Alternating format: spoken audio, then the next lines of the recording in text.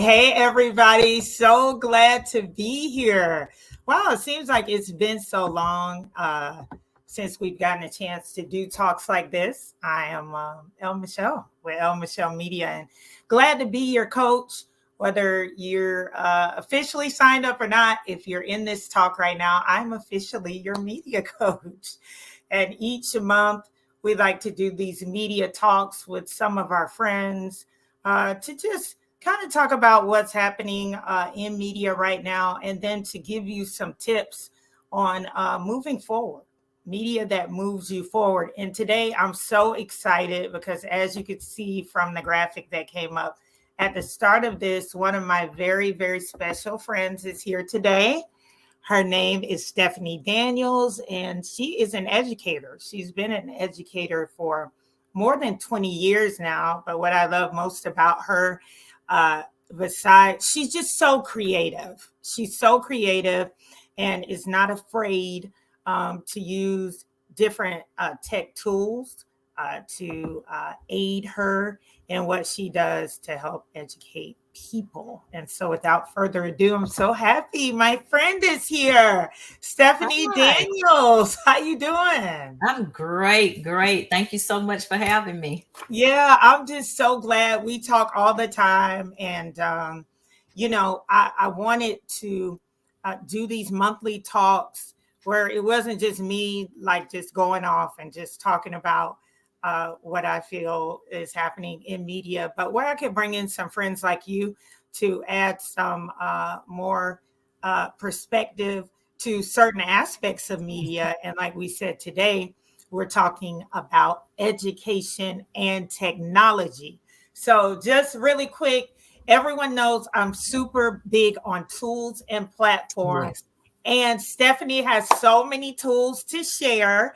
And I will say this, if you are registered with our year of coaching, which we're doing a beta group from August 2021 through August 2022, you will get access to her notes and her visuals as it relates to this session here today. So if you are signed up, I'm excited about that. But before we get into that, Stephanie, tell us a little bit about how you got into education. Well, all the way back to my primary education years, I always wanted to teach, and I always found myself, even with the teachers that I was blessed to have, I was always, I guess people would call them the teacher's pet. Where back then you could grade papers and you could do a lot of things for the teacher, and I was the one that would finish with my work and was called on to help assist the teacher in doing different things, whether it would be tutoring or grading papers or filing or anything like that. It's something as simple as washing a chalkboard, which nobody knows what a chalkboard is anymore. Right. I mean, I think we've seen them in the movies. No, but seriously, I know what Yeah, you mean. Like everything is digital, which is where we're going today. But yeah, I so aged myself then when I said cleaning the chalkboard, mm, beating out the erasers, I just aged myself. But those were the things that I found myself doing because there wasn't a lot of acceleration then for kids. If you finished work early, you didn't get another task that may have been more challenging. You were the one that became the helper. I got you. And so that's how I started, and I knew that I wanted to teach Oh wow. regardless of what it was. I knew that I wanted to teach. I actually started out in nursing, was Hmm. in the nursing program and everything, but I knew it wasn't so much the nursing aspect. I wanted to teach nursing, but the Lord changed my path. He switched it up, and I ended up being a teacher instead of just teaching nursing, the nursing aspect of it, being an educator. And I see that that's just something in general. Yeah, that is like, and you are just so creative and so tech forward. I know you pulled together some of the tools that you really like to use. But can you Mhm. talk to us about when you really started getting into tech and knowing that you were really going to need to use these tools to aid you in the education space? Well, going all the way back to my student teaching, I had a supervising teacher who was my mentor, and you always had papers to grade. And there was a key that she gave, be mindful of what you're grading, because papers, grading papers, it will bog you down, and it'll also throw you behind. You'll get off track. So when I found things that would assist in the grading process, where I could give my students an assignment where it would actually grade for me, anything, the earliest thing that I had was clickers and plickers, and they used to have scan cards, but I started with zip grade, anything that I could do to lessen paperwork. So I started with actually tools that would assist me in grading papers, because then you can give the kids more immediate feedback. Yes. If I wasn't satisfied or they weren't satisfied, I could say, okay, now I need you to go back and look at numbers 5, 7, and 8, instead of it being 4 or 5 days after the activity. Right. And then having them to get back into that setup of that frame of mind. So I actually started out being interested in ways that it would lessen my time with grading papers. So your actual paper load, in the sense, like the stacks of paper, going through that, like cutting the time with that. So just being more efficient in general, which would lend you more time to be more creative with curriculum or whatever. So you fast forward to a time now where the pandemic is here, and that's a big jump, a fast forward to now, where virtual, in my point of view, is no longer optional, and it hasn't been. We saw that during the pandemic.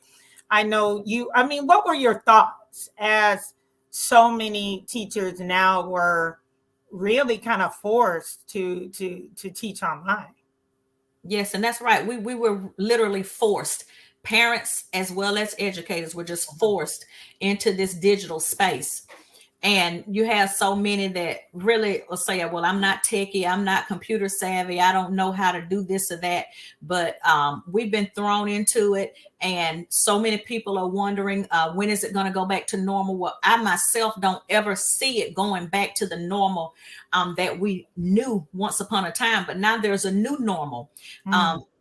You look at the money that has been spent and poured into technology and the equipment needed to actually act for the students and teachers to access digital platforms. So I don't feel that it's going to go back. So we're going to have to just, as your motto is saying, media that moves us forward. This is something that is moving us forward into a space that, we're just really going to have to get used to it. Yeah. And that's, learn to use the resources, whether they're free or if there's a slight fee. I found out that some of the resources that I've used have been free, but some of the ones that I've had to pay a small subscription, maybe $15 a month or $80 a year, I found that, okay, I need these resources, so I paid for them. And it really made the process of moving into the digital space more comfortable, and gave me more options. So, we just are in this space, and digital learning, it doesn't have to be boring.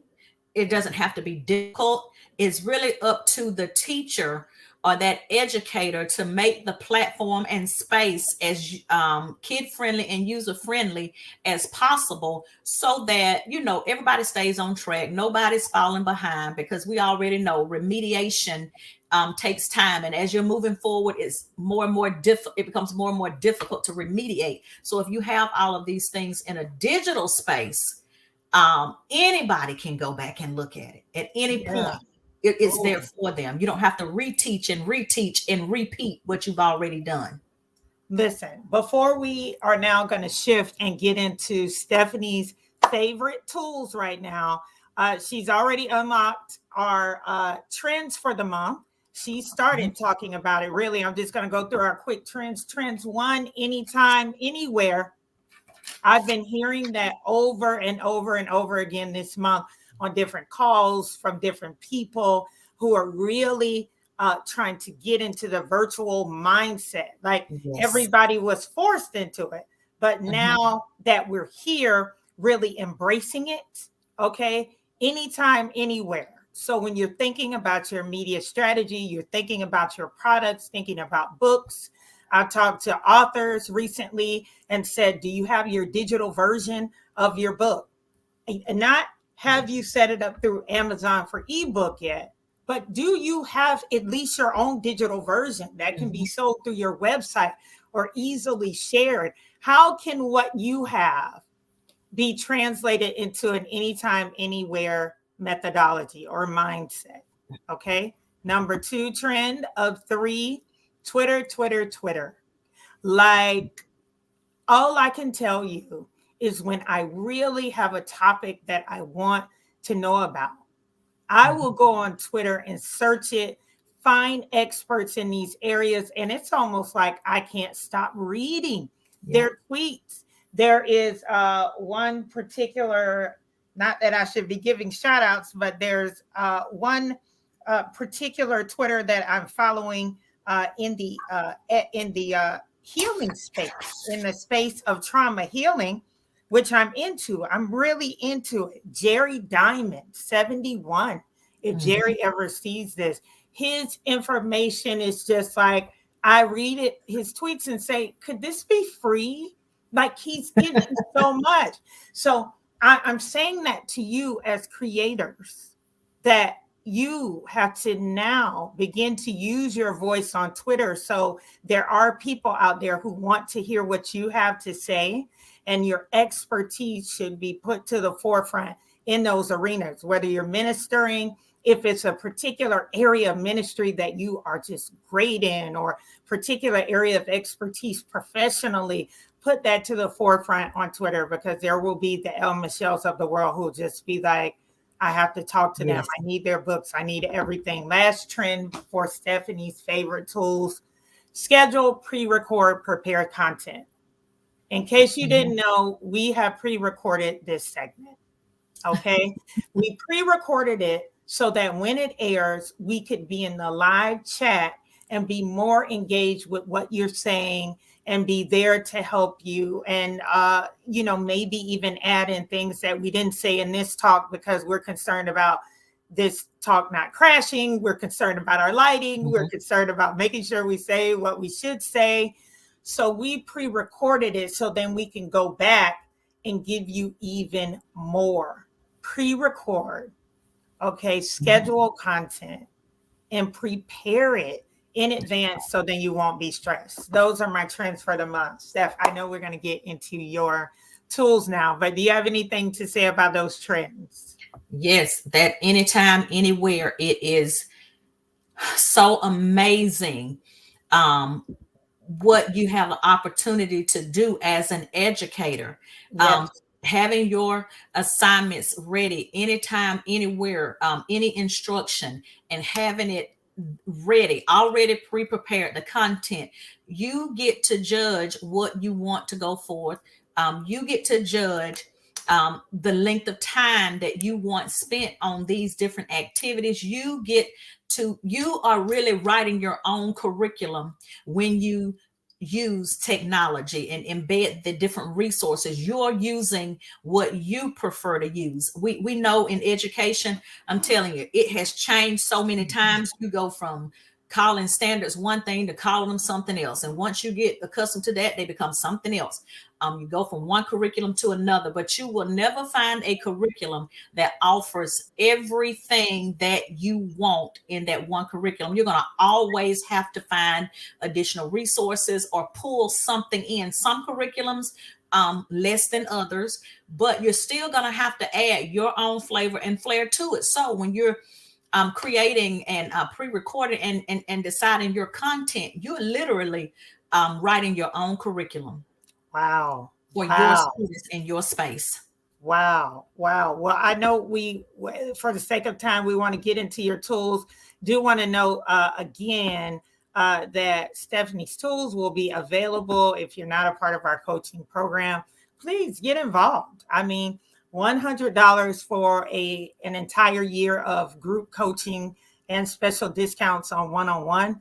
But I really want to see just how far we can take people in a year's time in changing your mind and, just really helping you to build content. So if you're not already in, you should be in, so you can see like visual learning things from what like Stephanie's about to share. Okay, your favorite tools. I'm ready for them. I'm so excited.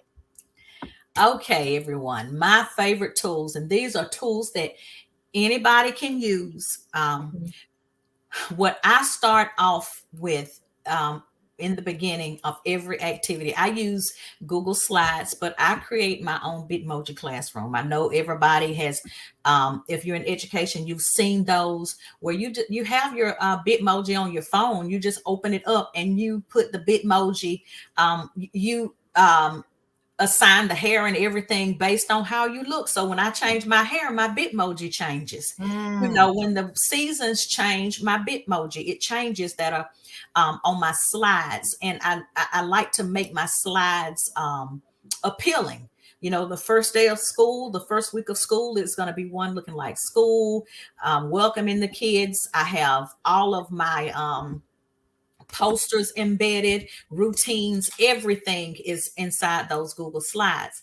As the year progresses and you go to different holidays, I like for my slides to look like whatever season or holiday is approaching. At Christmas time, I like different colors. I might have a purple living room this week. Next week, my living room, it may be red and white. I may do a Dr. Seuss. I may do the Grinch That Stole Christmas, whatever it is. And it's inviting for the students. When you're using the Bitmoji classroom, you're actually embedding everything that you want on your slides afterwards. I embed links, the hyperlinks, PowerPoints, anything that I want to use to teach. I put it in the slides. And for myself, I like to create all of my slides for the unit. Gotcha. Or that. So whatever I'm working on, whatever the text is, I like to complete my whole lesson on the slides. But the great thing about the slides, I may have 60 slides, but my kids are not going to get all of those slides at one time. That brings me to my next tool. It's Google Classroom. Yes. I only copy what I want on those slides out of that set of slides. I'm always going to copy my first one, and then I'm going to copy the one that's introducing wherever we are, and then the slides that I want them to do that particular day. And I schedule them. I just go through and select the ones that I want, and I schedule them to release to my classes. Now, doing that, I'm able to decide what I want from each class. I can put my acceleration, my remediation, everything in the slides. But one class may get a set of slides that another class may not get. Well, I taught gifted and inclusion. We all had the exact same standards, the same text, but some of my assignments that went to my gifted class may not have gone to the inclusion class. The inclusion class may have gotten things that the gifted class did not get. And even when I taught more than one gifted session, the two classes did not always get the same thing because they are different students. They have different abilities. I may have even made it to Thursday with one class on Tuesday, but I may not get to Thursday with that other gifted class maybe until Monday of the next week. It's just all based on how they progress through their work, So everything is embedded. I colorize it, I fill it up, and I have links, videos, mini lessons, whatever the ELA lesson that we're talking about, just say text structure. I always would embed a text structure lesson where I typed up information. It may have been a PowerPoint. I may have a link to YouTube where there are videos that they get to watch. All of these things are embedded on the slide. Prezis, whatever you want to do in your classroom face to face, You literally can do it with your Google Slides. Wow. Everything. Wow. I mean, it's amazing. I mean, it can really get overwhelming because there's so much that you can do, and that's what makes the digital space interesting. People say, "Oh, my child, they get bored." Well, I look at what the 1 year old around my house does. She'll watch Coco Melon for 3 to 5 hours. Come on. Come on. That's digital. Mm-hmm. Yeah. If those colors and songs can occupy the mind of a 1 year old for that length of time, I know that my little 30 or 45-minute lessons is not too much for the child, because the students are digital. That's the space that they learn in and actually are more successful, Yeah. you know. Yeah. I know you have a lot of other tools. For the sake of time, let's run through a few of them and then we'll have them all in the coaching group. And Stephanie's information is on the screen if you need her EdTech coaching. She's just amazing at that. She helped my husband, who's a first-time teacher, set up his classroom. So I would really encourage you to reach out to her. But let's share a few more tools before we get out of here. Okay. And all these tools, they embed into your Google Slides, however you want to do them.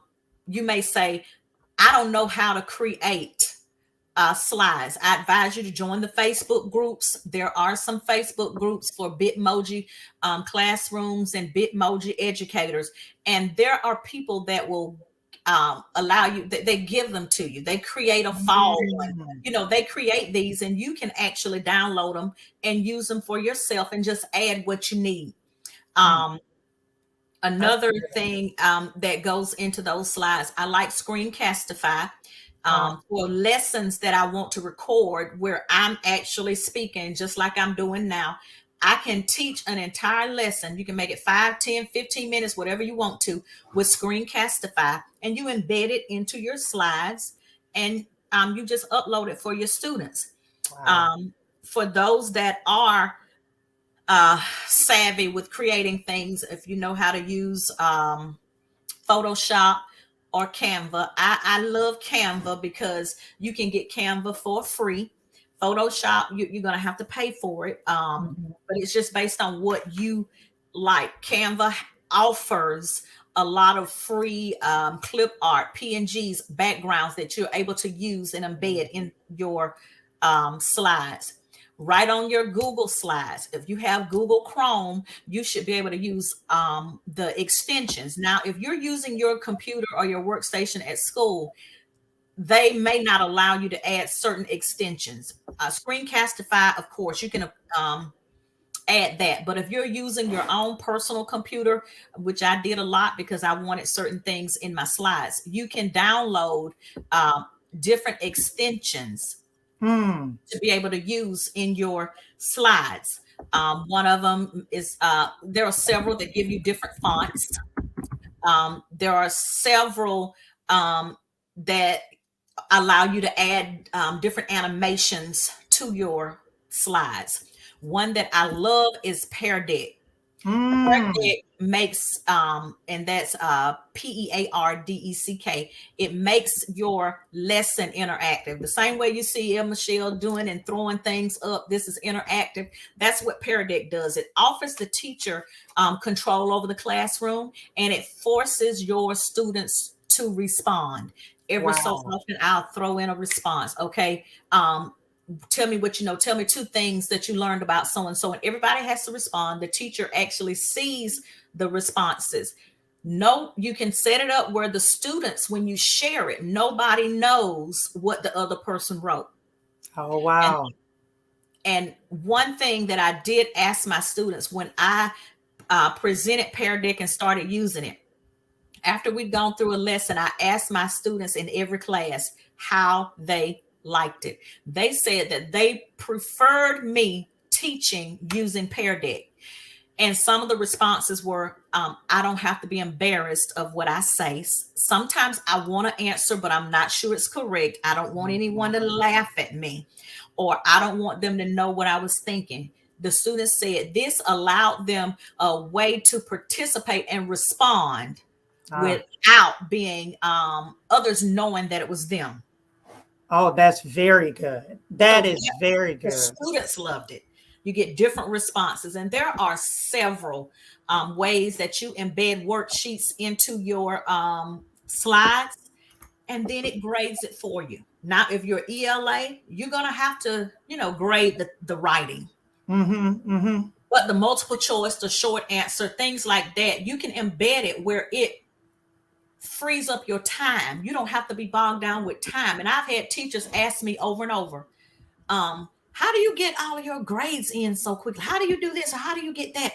I say, because I have trained myself over these years not to have to do a lot of grading. The last thing that I want to say about your digital space, once you have prepared it, you don't have to prepare it again.